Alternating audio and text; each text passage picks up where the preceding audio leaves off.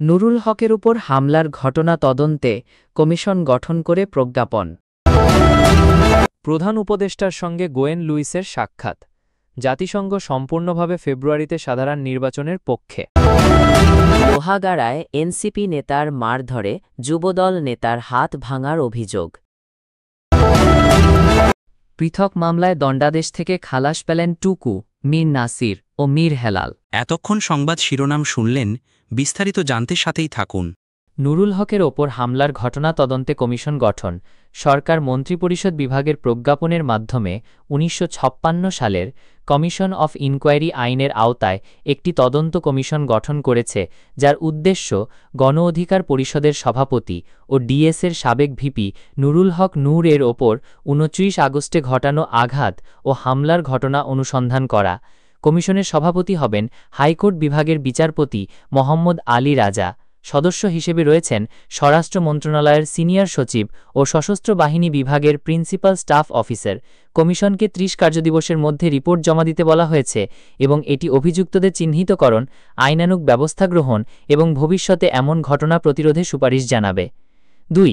জাতিসংঘ ফেব্রুয়ারিতে সাধারণ নির্বাচনের পক্ষে। জাতিসংঘের আবাসিক সমন্বয়ক গোয়েন লুইস, যিনি প্রধান উপদেষ্টা অধ্যাপক মোহাম্মদ ইউনুসের সাথে বৈঠকে মিলিত হন, বাংলাদেশের নির্বাচন কমিশনকে নির্বাচন, যা ফেব্রুয়ারিতে অনুষ্ঠিত হওয়ার কথা, সুরক্ষায় চলমান সহায়তা পুনর্ব্যক্ত করেন। তিনি নির্বাচনকে গণতান্ত্রিক রূপান্তরের জন্য অত্যন্ত গুরুত্বপূর্ণ উল্লেখ করেন। এছাড়াও তারা রোহিঙ্গা মানবিক সহায়তা, রোহিঙ্গা সম্মেলনের প্রস্তুতি ও জাতিসংঘের বিপুল সহযোগিতার প্রয়োজনীয়তাও আলোচনা করেন। ৩. লোহাগাড়ায় এনসিপি নেতার মারধর, জরায়ু ভাঙার অভিযোগ।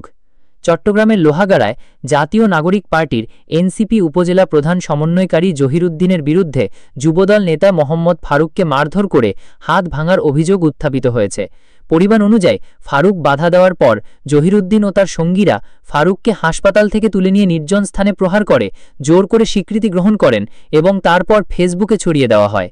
পুলিশ এসে তাকে উদ্ধার করে এবং বোঝানো হয় ফারুকের কাছ থেকে ১০টি ইয়াবা বড়ি এবং একটি মুঠোফোন পাওয়া গেছে।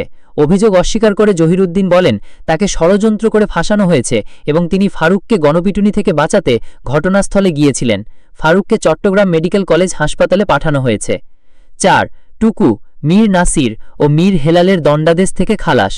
দুদবক দুর্নীতি দমন কমিশন দায়ের করা মামলায় বিএনপি স্থায়ী কমিটির সদস্য ইকবাল হাসান মাহমুদ টুকু, মীর মোহাম্মদ নাসির উদ্দিন এবং তার ছেলে মীর মোহাম্মদ হেলাল উদ্দিনের কারাদণ্ড থেকে খালাস পেয়ে আপিলে মুক্তি পেয়েছেন। হাইকোর্টের রায় বহাল রেখে প্রধান বিচারপতি সৈয়দ রেফাত আহমেদ নেতৃত্বাধীন আপিল বিভাগ তাদের ৩ জনের আপিল মঞ্জুর করেছেন এবং হাইকোর্ট রায় বাতিল করেছেন, যাতে তারা মামলা থেকে খালাস পেয়েছেন।